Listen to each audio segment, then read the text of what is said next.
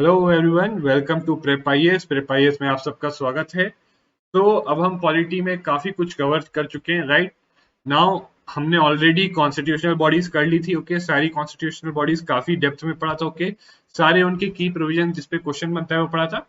अब हम पढ़ेंगे non constitutional bodies. Now we will read non constitutional bodies, okay.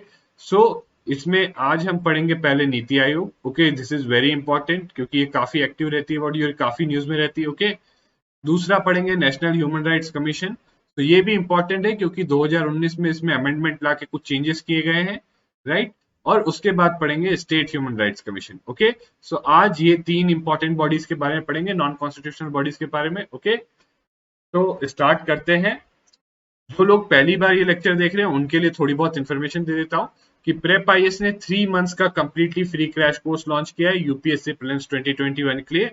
ये क्रैश कोर्स के सारे लेक्चर्स आपको यूट्यूब पे अवेलेबल होंगे, तो अगर आप अभी भी देख रहे हो तो आप सारे प्रीवियस लेक्चर्स भी यूट्यूब पे देख सकते हो।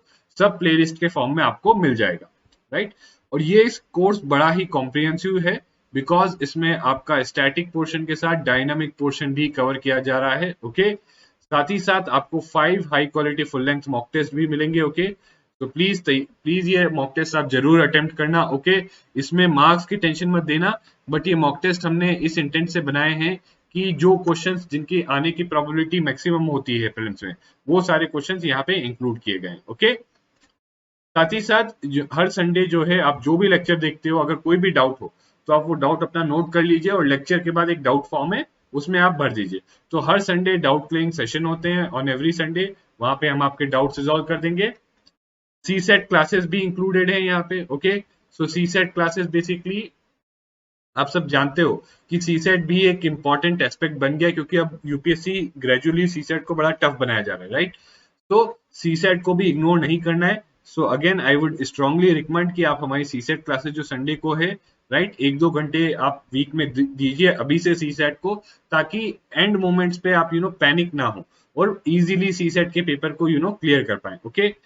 और जो भी स्टडी मटेरियल और नोट्स हैं वो आपको टेलीग्राम चैनल पे मिल जाएंगे, okay. You will get all the study material and notes on the Telegram channel. So please join our Telegram channel. और हमारे टेलीग्राम चैनल पे क्विज भी है, ओके। तो वहां पर हम लोग जो भी लेक्चर होता है उसके बाद उसी के ऊपर क्विज करवाते हैं। सो वो क्विज भी अटेम्प्ट करिए, तो उससे भी आपकी नॉलेज एनहेंसमेंट होगी, right. So you could join our Telegram channel. And अगर आपको इस कोर्स का शेड्यूल चाहिए या रजिस्ट्रेशन लिंक, तो वो आपको डिस्क्रिप्शन बॉक्स में मिल जाएगा, ओके। और यहाँ पे आप हमारी सारी फैकल्टीज की डिटेल्स देख सकते हैं, right. So let's begin with previous year question, right? So consider the following statements. In the election for Lok Sabha or State Assembly, winning candidate must get at least 50% of the votes polled to be declared elected. Okay?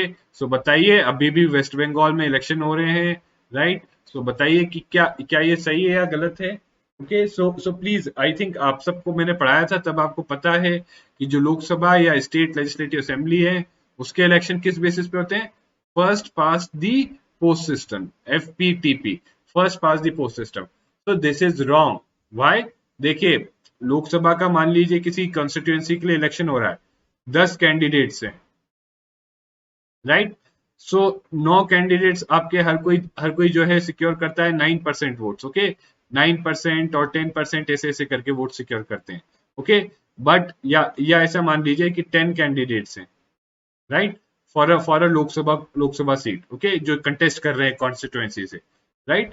तो जो जो आपके 10 candidates हैं उनमें से मान लीजिए हर किसी को जो है 9 कैंडिडेट्स को 9% मिले, या 9 10% 10% 10% ऐसे करके एक कैंडिडेट को 9% मिले। बाकी जो बचे 8 कैंडिडेट हैं, राइट, एक को 9%, बाकी 8 कैंडिडेट को मिले 10%। अब जो लास्ट रिमेनिंग कैंडिडेट था, अगर इसको 11% वोट मिल गए, so he will be elected, to this constituency, right, because first past the post system है, मतलब जो majority of the vote secure करता है, या तो फिर आप सिंपली याद रखिए जो majority of the vote secure करता है, मैक्सिमम वोट सिक्योर करता है, वही इलेक्टेड होता है, राइट। इसमें 50% से ज्यादा की रिक्वायरमेंट नहीं है। ये रिक्वायरमेंट क्या होती है? ये होती है प्रेसिडेंट के इलेक्शन में। प्रेसिडेंट के इलेक्शन में ये रिक्वायरमेंट होती है, okay. So this statement is wrong. Now, according to the provisions laid down in the Constitution of India, in Lok Sabha, speaker's post goes to the majority party and deputy speaker goes to the opposition. तो देखिए ये चीज जो है ना, ये यहाँ पे आपको फोकस करना चाहिए. ये क्या है, ये कन्वेंशन है. Okay, this is an convention कि स्पीकर की पोस्ट मेजोरिटी पार्टी को जाएगी और जो जो डेप्यूटी स्पीकर है वो अपोजिशन को जाएगी. ये एक parliamentary convention. Okay, so it is, there is no such provision laid down in constitution. देखिए इसीलिए मैं कई बार क्लियरली बताता हूँ कि ये जो प्रोविजन है वो कॉन्स्टिट्यूशन में दिया है और ये जो है वो लॉ के थ्रू है या कन्वेंशन के थ्रू है. तो आप जब रिवाइज कर रहे हैं तो प्लीज ये भी जरूर ध्यान में रखना कि कौन सा प्रोविजन कॉन्स्टिट्यूशन में मेंशन्ड है और कौन सा कोई कन्वेंशन या लॉ के थ्रू है. राइट, ये भी ध्यान रखना जरूरी, क्योंकि इस टाइप के स्टेटमेंट भी आते हैं. Right, so this was incorrect and this is also incorrect, so the answer is D, because this is not laid down in the Constitution of India, rather it is a parliamentary convention. Okay, it is a parliamentary convention. Okay, तो इसका answer हुआ आपका D. आगे बढ़ते हैं. Now again a very good question, और I think अगर आप लोग ने रिवाइज किया होगा तो बड़े आराम से कर सकते हो इसको. तो किसी को election for election to Lok Sabha a nomination paper can be filed by. See देखिए, अब आप सोचोगे यार हमने तो पढ़ा नहीं कि नॉमिनेशन पेपर कौन फाइल कर सकता है, बट बेसिकली ये क्वेश्चन पूछ रहा है that who is qualified to be a member of Lok Sabha. कौन लोकसभा मेंबर बनने के लिए क्वालिफाइड है. और आई होप आपने अगर रिवाइज किया होगा तो आपको याद होगी qualifications. Right, to be a member of Lok Sabha, citizen of India, okay, and 25 years of age and other conditions by the parliament. Okay, other conditions by the parliament. और उसमें पार्लियामेंट में आप जानते हो रिप्रेजेंटेशन ऑफ पीपल्स एक्ट 1951 के अंदर क्या condition रखी थी पार्लियामेंट ने, that he should be registered as a voter, as a voter. Okay, in any constituency. जरूरी नहीं है कि जिस कॉन्स्टिट्युएंसी के लिए या जिस स्टेट में कॉन्स्टिट्युएंसी लोकसभा की कॉन्स्टिट्युएंसी के लिए वो लड़ रहा है उसी स्टेट में होना चाहिए उसको रजिस्टर्ड एज अ वोटर. वो किसी भी कॉन्स्टिट्युएंसी में he could be registered as a voter. And when someone is registered as a voter, his name appears in the electoral roll of that constituency. Okay, so any citizen of India whose name appears in the electoral constituency, electoral roll of the constituency. Okay, so कोई भी citizen, ऐसा भी हो सकता है कोई citizen of India है but वो उसने अपने आप को रजिस्टर नहीं कराया है वोटर से. Okay, as a voter. Right, so it could be there. Okay, so again the answer is C. Okay, I hope ये आपको क्लियर है. नाउ ये क्वेश्चन भी मैंने आपको ये डाल दिखाया है कि देखिए कुछ जो है आपके मेमोरी बेस्ड भी क्वेश्चन है. तो बेसिकली इसीलिए देखिए, और इनफैक्ट एक और चीज मैं हाईलाइट करना चाहूंगा, जो आपका पार्लियामेंट है ना, parliament and state legislature, these are very very very important chapters. Okay, बहुत ज्यादा इंपॉर्टेंट है. बहुत सारे क्वेश्चंस यहीं से आए. ओके, अगेन मैं बहुत इजी वाले क्वेश्चंस यहाँ पर, ज्यादा इजी वाले भी नहीं उठा रहा, ये तो काफी क्वेश्चंस काफी इजी भी हैं अगर आपने पार्लियामेंट और स्टेट लेजिस्लेचर अच्छे से रिवाइज किया है. ओके, काफी क्वेश्चंस इस टाइप के मेमोरी बेस्ड होते हैं जो अगर आपने अच्छे से रिवाइज किया तो बड़ी इजीली आप इनको कर सकते हैं. Okay, now, with reference to election of President of India, consider the following statements. The value of vote of each MLA varies from state to state. Right? So, आपको पता होगा value of vote of MLA क्या कैसे होता है? Value of vote of MLA is equal to, population, right? By 1 by 1000 into number of elected members of the legislative assembly. So population of state by number of elected members of legislative assembly.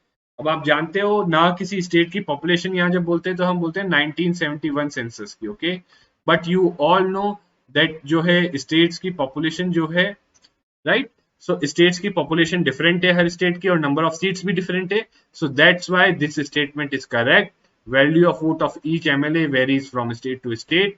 और आपको example दूं तो उत्तर प्रदेश जो है वहां पर एक MLA के वोट की वैल्यू 208 है, और जो सिक्किम है वहां पे एक एमएलए के वोट की वैल्यू 7 है. ओके, सो आप देख सकते हो उत्तर प्रदेश के एक एमएलए के वोट की वैल्यू 208 है. Okay, in the electoral college for president, जबकि सिक्किम में जो एमएलए है वहां का उसके एक एमएलए के वोट की वैल्यू 7 है in the electoral college for president. Okay,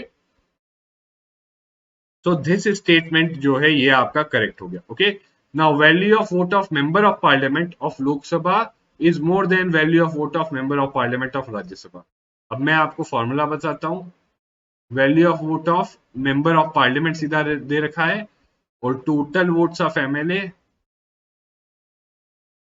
by total, total member of parliament, okay, total member of parliament. So इसमें आप देख सकते हो total votes are family by total member of parliament.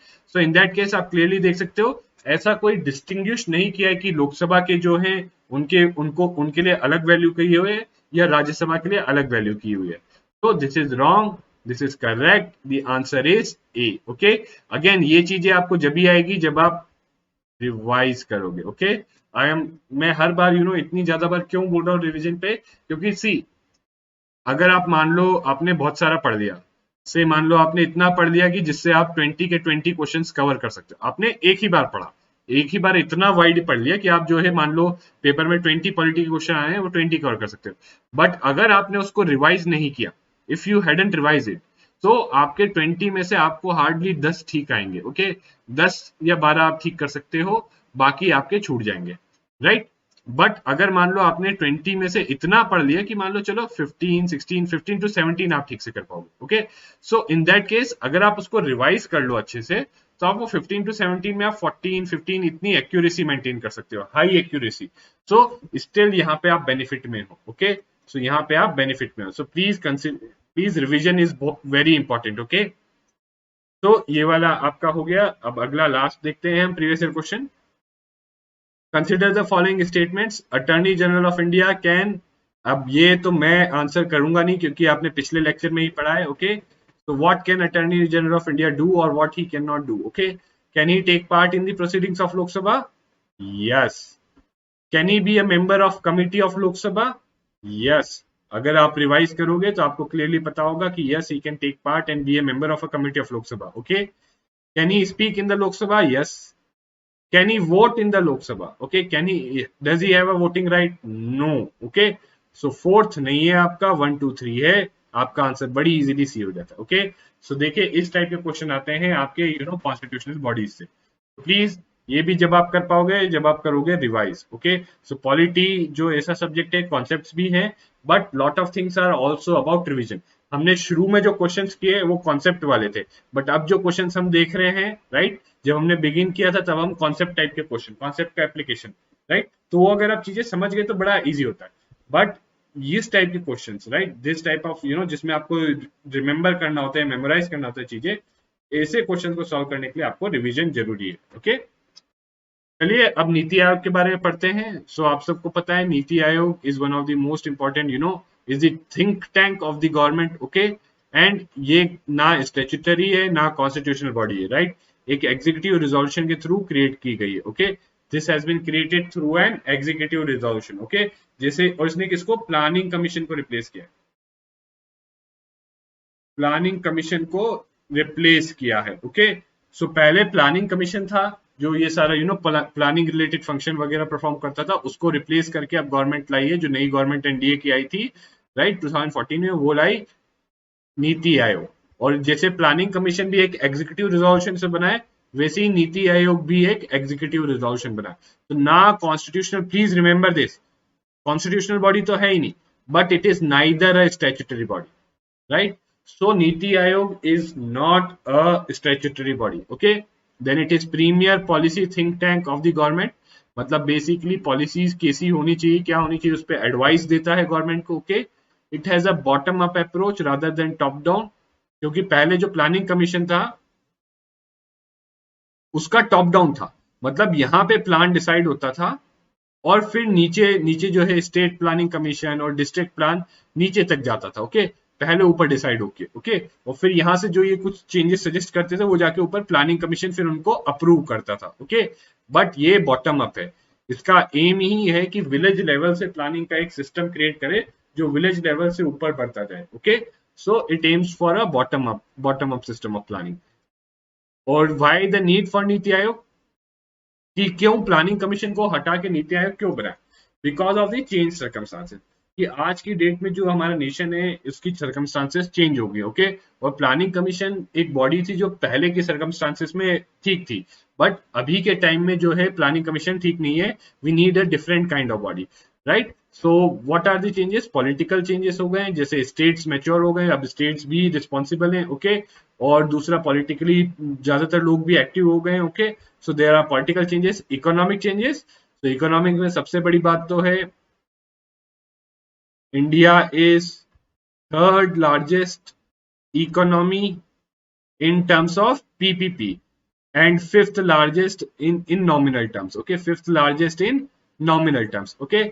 And socially भी change हो गए, socially भी लोगों की एस्पिरेशंस बढ़ गई है, okay. So people have more aspirations socially, you know, people now need education, they need health, okay. So and technologically भी टेक्नोलॉजिकल डेवलपमेंट्स, नई नई टेक्नोलॉजी आ रही है, artificial intelligence, in fact one can say it is an era of fourth industrial revolution, okay. एक era है fourth industrial revolution, तो यहाँ पर बहुत रैपिड चेंज है टेक्नोलॉजी का। We need a body which could, you know, adopt to these rapid changes, okay.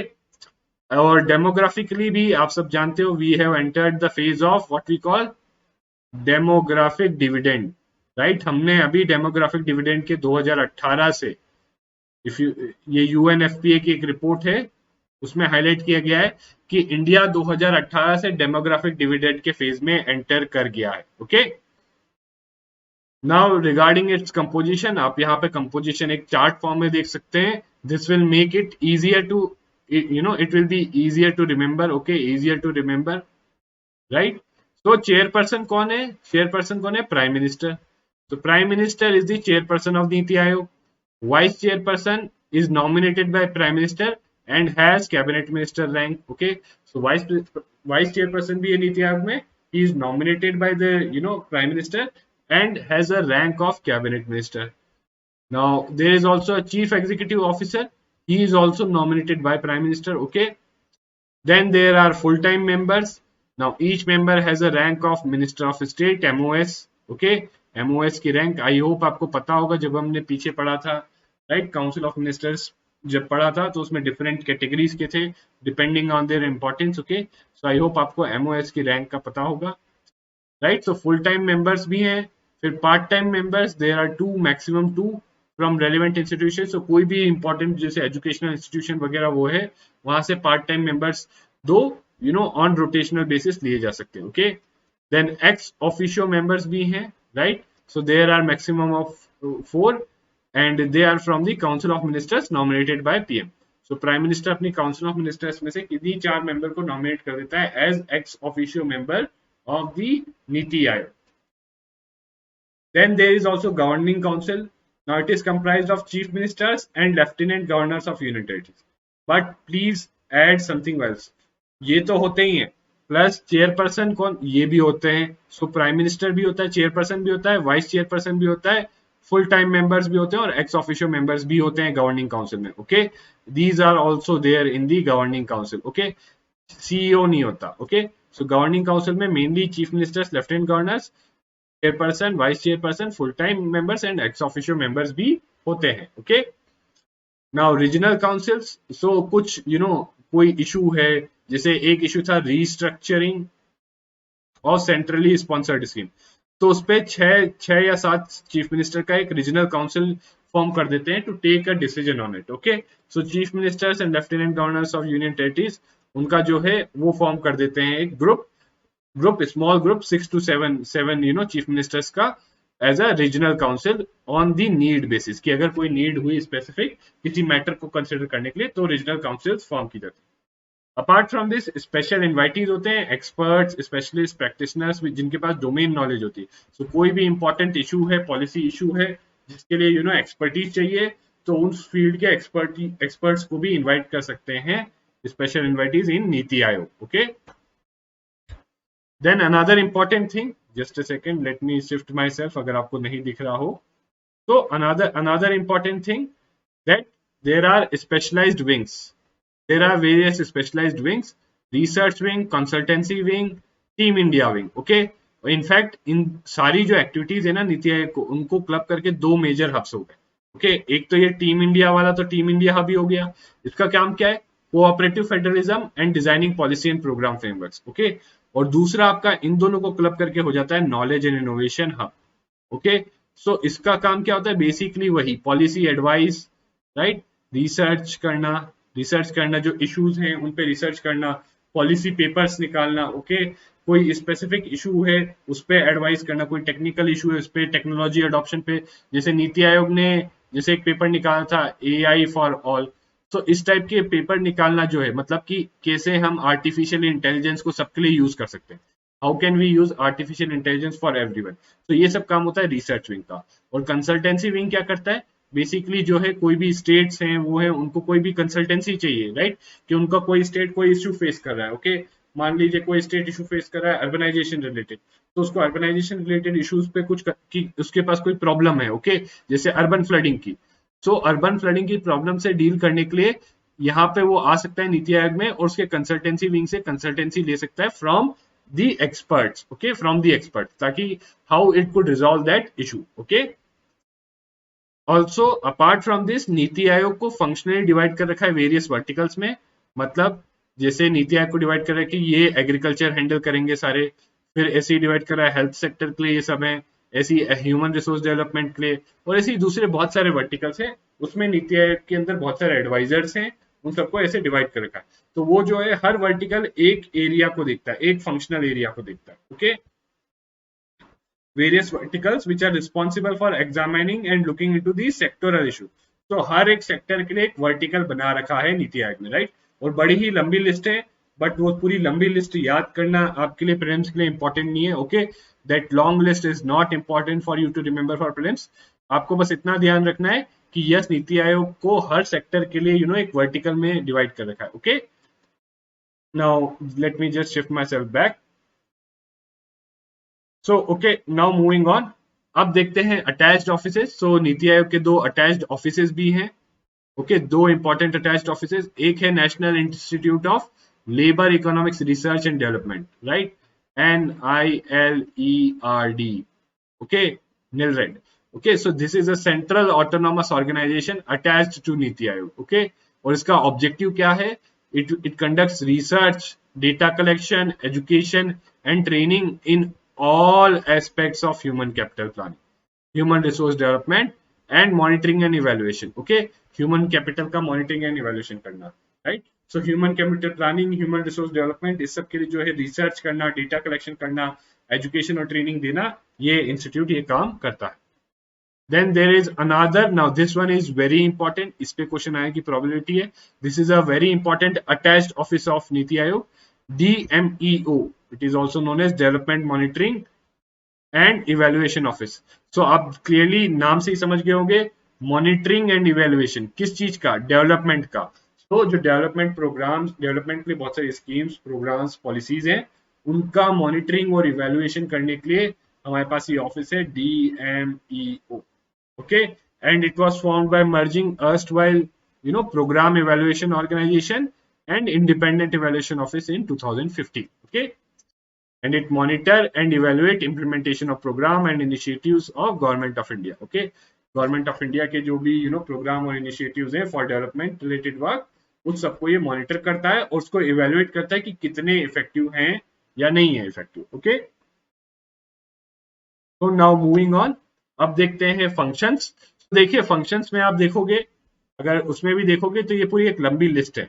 ये क्या है, ऑब्जेक्टिव्स की, ये ऑब्जेक्टिव्स की पूरी लंबी लिस्ट है, ये नीति आयोग की वेबसाइट पे दी हुई है और लक्ष्मीकांत में दी हुई है, ओके। देखिए आई वुड क्लियरली से do not mug it up, okay. इसको याद करने की या रटने में टाइम वेस्ट मत करिए, ओके, क्योंकि ये नहीं आएगा। बट ये चार चीजें जो है, ये चार फंक्शंस जरूर याद कर लीजिए, okay, please do remember this, okay. और इसको याद करके एक काम करना, वो जो सारे ऑब्जेक्टिव्स है ना, उसको क्लासिफाई करना कि वो कौन से फंक्शन में लाई करता है। जैसे एक फंक्शन है फॉस्टर कोऑपरेटिव फेडरलिज्म, तो ये आप देखते हो, evolve a shared vision of national development priorities, sectors, strategies with active involvement of states. तो ये क्या है, ये क्या है, cooperative federalism, this is cooperative federalism, okay, this is cooperative federalism, to foster cooperative federalism through structured support initiatives and mechanism with state on continuous basis, okay।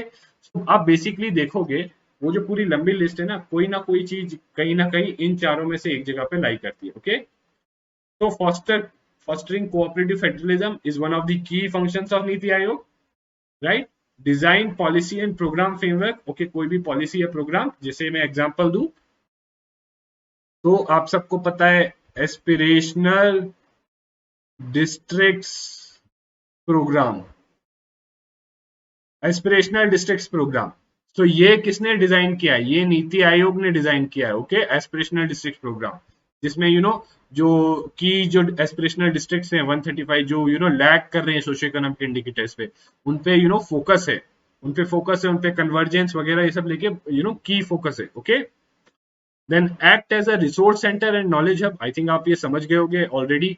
Resource centre and knowledge hub मतलब basically सारा जो भी relevant knowledge है governance से related और research development करना, ये सब करके इसके पास सारा रिलेवेंट नॉलेज रहे, ताकि जब भी किसी भी स्टेट को या सेंटर को कोई भी एक्सपर्टीज की रिक्वायरमेंट हो, तो वो नीति आयोग के पास जाके it could get that expertise, okay, it could get that consultancy knowledge और expertise, okay. And monitoring and evaluation, आप समझ ही गए होंगे, DMEO, so monitoring and evaluation of programmes, schemes, policies, okay. So these are functions of NITI Aayog, right? So again ये पूरी list में पढ़ूंगा नहीं, but I would leave this up to you, okay, कि आप ये सब एक बार पढ़िए और try to classify it in one of these 4 heads, okay. जैसे act as resource centre for knowledge hub, right? So to act as resource centre for knowledge hub, तो ये कहाँ पे आता है? ये यहाँ पे आता है। To maintain state of art resource center, repository of good governance and best practices on sustainable and equitable development. Similarly, create knowledge, innovation and entrepreneur support system. Okay, so ये सब कहाँ पे आता है? ये सब to encourage and advise partnership between key stakeholders. तो ये सब कहाँ आता है? ये सब as a resource center और knowledge hub वाले function में आता है. Okay. Now there are some guiding principles for Niti Aayog in performing its objectives or functions. One, Antyodaya, that is focus on the poorest of the poor. जो poor में भी सबसे ज्यादा poor है, सबसे पहला और हाईएस्ट प्रायोरिटी का फोकस उनको देना है, ओके, राइट। सो उनके लिए स्कीम्स, पॉलिसीज, प्रोग्राम जब इवेलुएट भी कर रहे हो आपको स्कीम प्रोग्राम, तो पुअरेस्ट ऑफ द पुअर जो अंत्योदय हैं उन पे क्या इंपैक्ट आया वो देखना। The next is inclusion. Inclusion मतलब कई जो मार्जिनलाइज्ड एंड वल्नरेबल सेक्शंस होते हैं, they are normally excluded from the main stream, मतलब उनको एक्सक्लूडेड इन द सेंस कि उनको किसी चीज का बेनिफिट नहीं मिल रहा या जो है वो मेन स्ट्रीम में नहीं है। जैसे एक एग्जांपल लें तो जैसे वुमेन हो गई, सो वुमेन का लेबर फोर्स पार्टिसिपेशन रेट आपको पता है is very low. There are what you say this, there is gender inequality. तो जेंडर इनइक्वालिटी क्या करती है? It leads to exclusion. तो इस टाइप के जो एक्सक्लूडेड सेक्शंस ऑफ सोसाइटी हैं उनको इंक्लूड करना है, okay, they have to be brought within main stream. मतलब यहाँ पे इसका मतलब हुआ कि labour force participation rate women का बढ़ाना है, okay, so it has to keep this in mind, okay. Similarly inclusion could be of tribals, women, ऐसे मार्जिनाइज सेक्शन का, that they should be included in mainstream. जो भी policies programme ये बनाए उसमें इनके लिए जरूर प्रोविजंस बनाए, okay. Then village, that means कि village level should be the unit of planning, okay, कि विलेज से planning, village should be most important and यहाँ से प्लानिंग शुरू के हायर लेवल्स पे जानी चाहिए, okay. Next is demographic dividend, okay, so जो हमारा डेमोग्राफिक डिविडेंड है नीति आयोग के लिए गाइडिंग प्रिंसिपल है कि इसको यूटिलाइज करना है, इसका मैक्सिमम यूटिलाइज। तो जो भी इसका फोकस रहे, जहां भी जो भी पॉलिसी प्रोग्राम बनाए, डेमोग्राफिक डिविडेंड को यूटिलाइज करने का वो कोशिश करता रहे, okay. People's participation, governance, here it means good governance, okay, and sustainability. Sustainability मतलब that there should be no damage to the environment, या environment protection and conservation, environment protection and conservation, okay। अब आ जाते हैं हम अगला national human rights commission पे। तो again it is a very important body, okay, एक बार पहले भी इस पे क्वेश्चन आ रखा है and there is a possibility इस पे फिर से क्वेश्चन आ सकता है। So this is a statutory body. Niti Aayog was not a statutory body, but this is a statutory body. Why? Because it is created under this Act, Protection of Human Rights Act 1993. Okay, it is watchdog of human rights in the country. और कौन से human rights? Human rights those are provided in the Constitution as well as those are provided in international covenants, right? And are enforceable by the courts in India.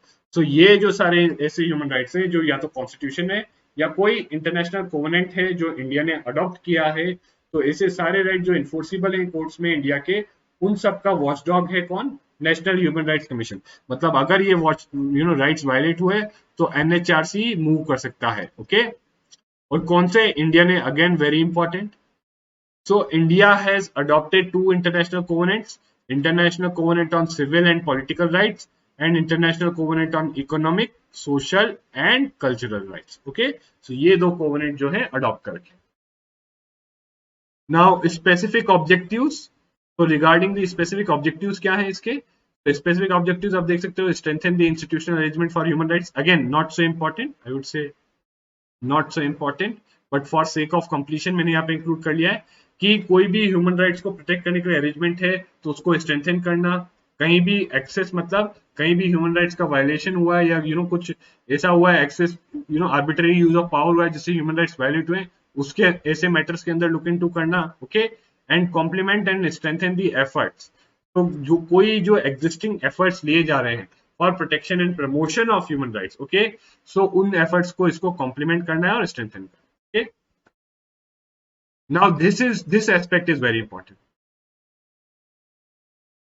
Okay, so NHRC is a multi-member body and it consists of chairperson and 5 members. Okay, so the NHRC एक multi-member body है, it consists of chairperson and 5 members. और फिर जो chairperson होना चाहिए, the chairperson should be a retired chief justice of India or a judge of Supreme Court. देखिए, before 2019 में इसको अमेंड किया गया था और ये चेंज किया गया था, 2019 में अमेंड किया गया था। ओके, सो 2019 से पहले क्या था कि सिर्फ ये लिखा गया था कि chairperson should be a retired chief justice of India, but 2019 के बाद कहा गया कि chairperson could be a retired chief justice of India और अ जज ऑफ सुप्रीम कोर्ट।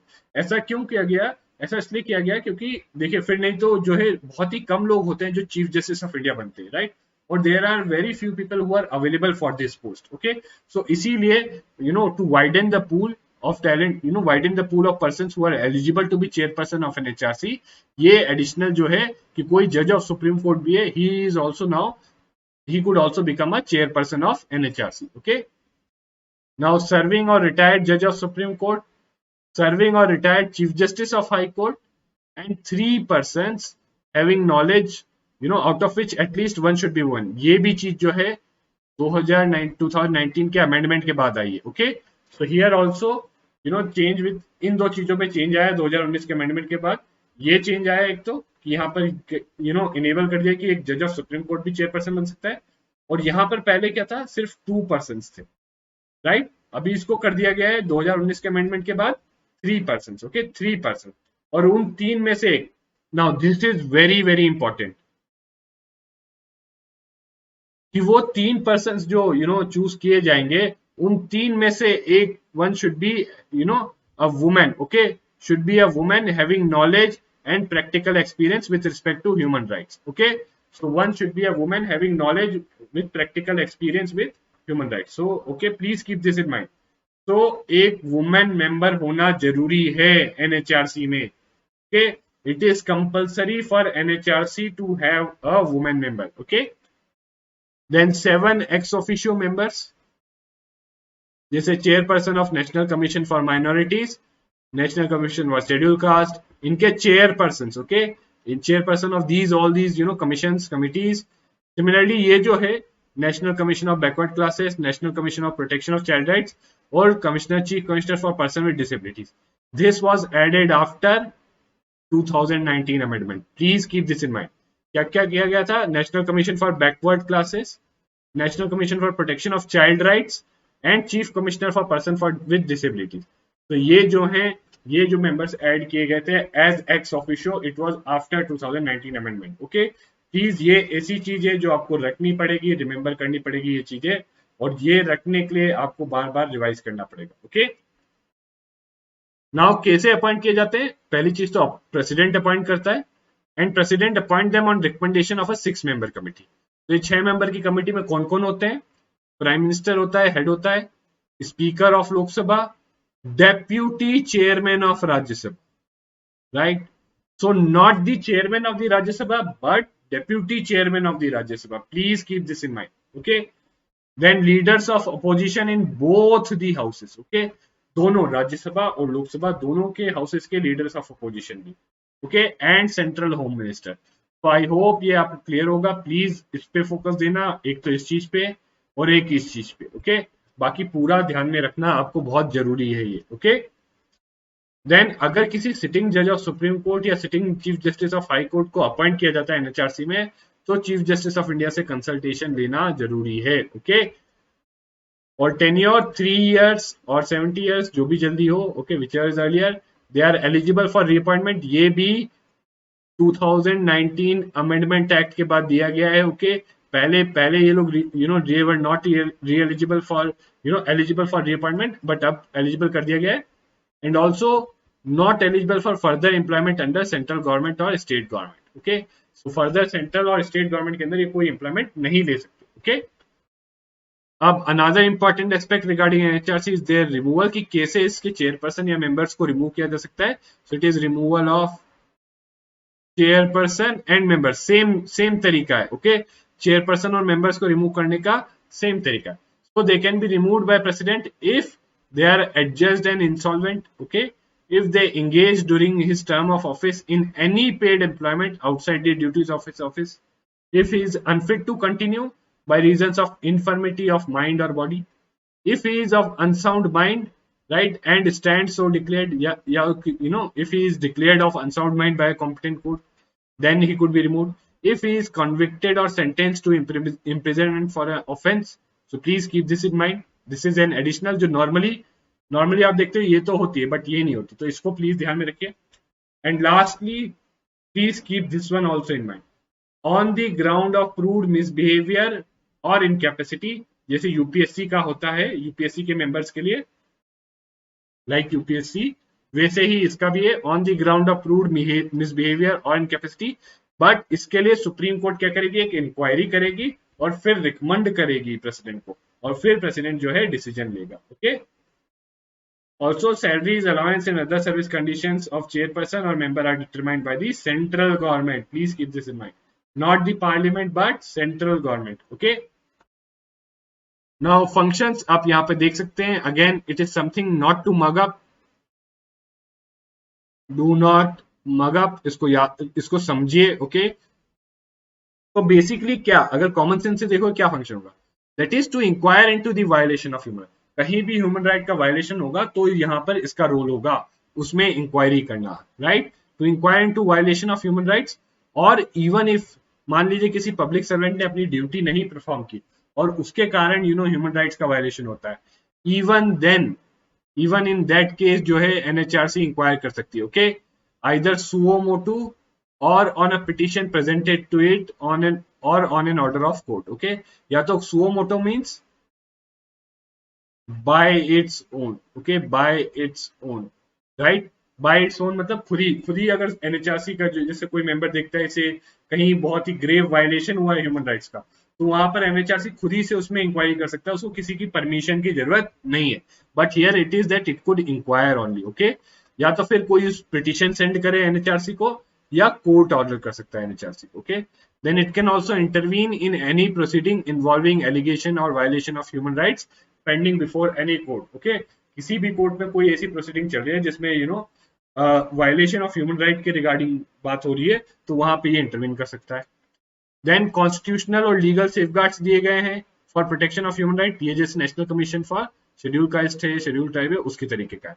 तो बहुत सारे कॉन्स्टिट्यूशनल और लीगल सेफगार्ड्स दिए हैं to protect the human rights, okay. Constitutional कैसे, फंडामेंटल राइट्स हो गया, तो उनका रिव्यू करना and recommend measures for their effective implementation, कि कैसे ये जो कॉन्स्टिट्यूशनल और लीगल सेफगार्ड्स हैं ह्यूमन राइट्स के प्रोटेक्शन करने के लिए, कैसे इनका इफेक्टिव इंप्लीमेंटेशन हो सकता है। Now review the factors including acts of terrorism which inhibit the enjoyment of human rights and recommend remedial measures, okay। Now this one is important, please remember it, to undertake and promote research in the field of human rights। तो human rights की field में research करना, right, जो है ये भी एक काम है। Now spread human rights literacy, so yes this is also an important function, कि लोगों को पता होना चाहिए कि उनके ह्यूमन राइट्स क्या है, ओके, उनके राइट्स क्या है, राइट। तो उसमें literacy, human rights literacy spread करना among the people and promote an awareness, कि अगर कोई ह्यूमन राइट वायलेट होता है तो लोगों को अवेयर करना कि वो क्या रेमेडी अवेलेबल होती है उनके पास, क्या कर सकते हैं, okay. And to encourage the efforts of NGOs working in the field of human rights. तो कई एनजीओ जो ह्यूमन राइट्स की फील्ड में वर्क कर रहे हैं उनके एफर्ट्स को इनकरेज करना। ओके, अब आ जाइए कुछ limitations. Again keep this in mind, इन पे स्टेटमेंट बन सकते हैं।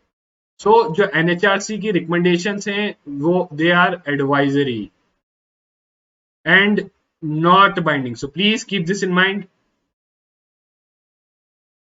This is like very important. Okay, NHRC की recommendations are advisory, they are not binding. मतलब NHRC इंक्वायरी वगैरह कुछ भी करके, मान लो NHRC ने देखा कहीं ह्यूमन राइट्स वायलेशन हुआ, उस पे इंक्वायरी की और इंक्वायरी करके रिकमेंडेशन दी कि ये जो है जो सो एंड सो पर्सन पे एक्शन लिया जाए, तो वो रिकमेंडेशन ऐसा नहीं है कि बाइंडिंग है, उस पे government can take an action और not take an action, but even then उसकी एक रिपोर्ट होती है कि एनएचआरसी की रिकमेंडेशंस पे गवर्नमेंट ने क्या किया है, वो रिपोर्ट जो है पार्लियामेंट में प्रेजेंट होती है और उसमें साथ साथ एक मेमोरेंडम भी देना होता है कि हाँ ये रिकमेंडेशन एक्सेप्ट की और ये नहीं एक्सेप्ट की because of these reasons. Okay, so ऐसा नहीं कि हर रिकमेंडेशंस जो एनएचआरसी की है उसको इग्नोर किया भी जा सकता है। Okay, then it has no power to punish the violators of human right. तो कोई ह्यूमन राइट्स वायलेट कर रहा है उनको पनिश करने की कोई पावर नहीं है। Neither it has power to award any relief including monetary relief to victim. It can only recommend. Okay, NHRC recommend कर सकता है कि ये जो पर्सन है उसके ह्यूमन राइट्स वायलेट हुए हैं, ही इज अ विक्टिम, उसको ये जो है give him this compensation, okay, और give him this relief. Now limited role, power and jurisdiction with respect to violation of human rights by the members of armed forces. तो अगर members of arm forces violate करते हैं human right, उस case में ये direct inquiry नहीं कर सकता, ये सेंट्रल गवर्नमेंट से रिपोर्ट मांगेगा और सेंट्रल गवर्नमेंट की रिपोर्ट के बेसिस पे ये एक्शन लेगा। ओके, डायरेक्ट इंक्वायरी नहीं कर सकता NHRC in violation of human rights by the members of arm forces, and it can not look into it can only look into a matter with in 1 year of its occurrence. यानी कोई matter हुआ है, अगर उसको 1 साल से ज्यादा हो गया तो ऐसे मैटर्स को एनएचआरसी इन्वेस्टिगेट या इंक्वायर नहीं कर सकता। Okay okay, so this is it for NHRC. अब अगला पढ़ते हैं स्टेट ह्यूमन राइट्स कमीशन। तो it is literally a replica, right, again under the same act, protection of human rights act, right, 1993 में। ओके, सो जो state human rights commission है, it can inquire into the violation of human rights only in respect of subjects mentioned in the state list and concurrent list. Okay, तो देखिए NHRC सारे कर सकता है, NHRC पे कोई रिस्ट्रिक्शन नहीं है कि वो स्टेट यूनियन ये, बट एसएचआरसी जो स्टेट ह्यूमन राइट्स कमीशन है वो सिर्फ स्टेट लिस्ट और कॉन्करेंट लिस्ट के जो अगर ह्यूमन राइट्स वायलेट हुआ होगा उनमें इंक्वायर कर सकता है। ओके, एंड जहां तक कंपोजिशन की बात है तो it has a chairperson and 2 members। Okay, composition please ध्यान रखें, it is like very important। okay, composition, so please इसको ध्यान में रखिए that it has a chairperson and 2 members, and chairperson क्या होना चाहिए, should be a retired chief justice of a high court, retired chief justice of a high court or a judge of high court। okay, should be a retired chief justice of a high court or a judge of high court। okay, again ये जो judge of high court है ये बाद में लाया गया 2019 के amendment के बाद, क्योंकि इतने लोग ही नहीं मिल रहे थे। okay, देन अ सर्विंग, और जो दूसरा एक मेंबर होना चाहिए, he should be a serving और रिटायर्ड जज ऑफ हाई कोर्ट और अ डिस्ट्रिक्ट जज in a state with minimum 7 years of experience इस डिस्ट्रिक्ट में। ओके, दूसरे पर्सन के लिए ये जो है ये क्वालिफिकेशन होनी चाहिए, and a person having knowledge and practical experience with respect to human rights. तो यहाँ आप देख सकते हो वुमेन के लिए कोई प्रोविजन नहीं, जो प्रोविजन यहाँ पे था कंपोजिशन में, यहाँ पे क्या प्रोविजन था कि जो 3 मेंबर्स है उनमें से एक at least there should be a 1 women member.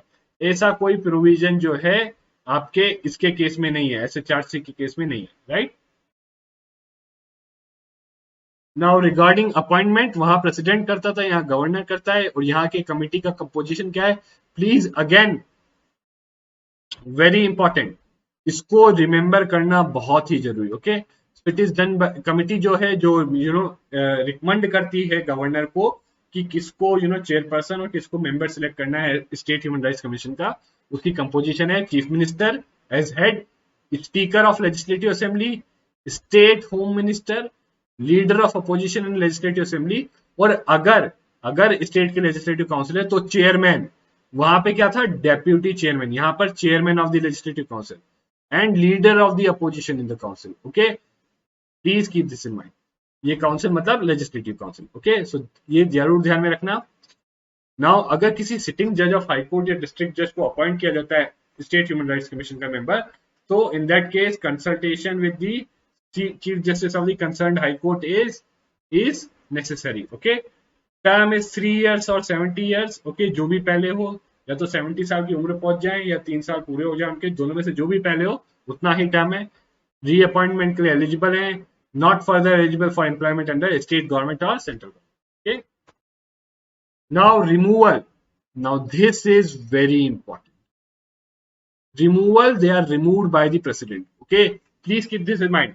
State Human Rights Commission के जो chairperson है और members हैं, they are appointed by the governor but are removed by the president. Okay, and removal is on the same grounds and same manner as he can remove the chairperson of, you know, जैसे president जो है chairperson और members NHRC के remove करता है, उसी same तरीके और सेम ग्राउंड्स पे जो है स्टेट ह्यूमन राइट्स कमीशन के मेंबर्स को रिमूव करेगा. Okay, so please keep this in mind, very important. Okay, and their salaries, allowance and other service conditions are determined by the state government. Okay, functions same as NHRC और limitations भी same as NHRC. Okay, so please एक बार उसको revise कर लीजिएगा. Okay, so again this completes our lecture. Right, एक last चीज, छोटी चीज जो बची हुई है, जो दी गई है लक्ष्मीकांत में, जिसपे पॉसिबिलिटी है, कम पॉसिबिलिटी बट पॉसिबिलिटी है, ह्यूमन राइट्स कोड. तो ये जो एक्ट है, protection of human rights act, it provides for such human rights code. कि कोई कहीं भी हर डिस्ट्रिक्ट में, क्या ह्यूमन राइट्स एक्ट क्या प्रोवाइड करता है कि हर डिस्ट्रिक्ट में एक ऐसा कोड बनाए, ह्यूमन राइट्स कोड, जो स्पीडीली ट्रायल करेगा ह्यूमन राइट्स वायलेशन की. ओके, कि ह्यूमन राइट्स वायलेशन है तो इस कोर्ट में जो है उसको ट्राई किया जाएगा. ओके, और स्पीडी वे में, मतलब जल्दी से जल्दी उसका डिसीजन दिया जाएगा. ओके, और कौन सेटअप कर सकता है, who can set up human rights court? देखिए, human rights court provision is provided under protection of human rights act हर डिस्ट्रिक्ट के लिए. Okay, and who can set up? State government. But how? Only with the concurrence of chief justice of the high court of that state. Please keep this point in mind. तो state government set up कर सकता है human rights court हर district में, but उसके लिए concurrence चाहिए chief justice of the concerned high court की. ओके, तो this is it, this sums up our lecture. Okay, so again ये ऐसी चीजें हैं जो मैं आपको बोलूंगा, रिवाइज करो, प्रैक्टिस क्वेश्चंस करो. प्रीवियस ईयर क्वेश्चंस मैं करा रहा हूं, बट आप खुद से भी करो. आप पॉलिटी के नहीं तो कम से कम इकोनॉमिक्स वगैरह जिसके नहीं कराए जा रहे हैं वो करिए. Okay, but please do it yourself. और मॉक टेस्ट प्लीज दीजिए, मॉक टेस्ट दीजिए, सेक्शनल मॉक टेस्ट दीजिए आप. ओके, अब आपका ऑलमोस्ट पॉलिटी खत्म हो गया है, तो please give your sectional mock test. Okay, so guys, see you again next time with another lecture on Indian polity. So thank you very much.